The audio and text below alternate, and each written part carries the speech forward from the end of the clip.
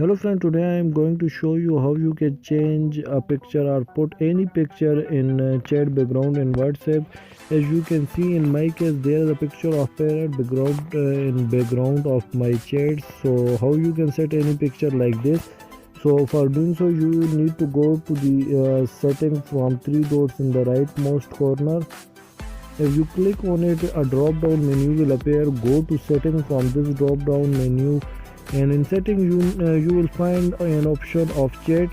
Just click on chat, and in chat go to the option wallpaper. When you click on a wallpaper, a drop down menu will appear. Select from where you want to select a picture. I want to select a picture from Girly. I will go to Girly and select the picture which I want to put as my chat background picture.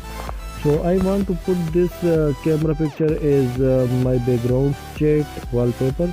You can adjust it by moving it to left and right. After adjusting it, just click on set.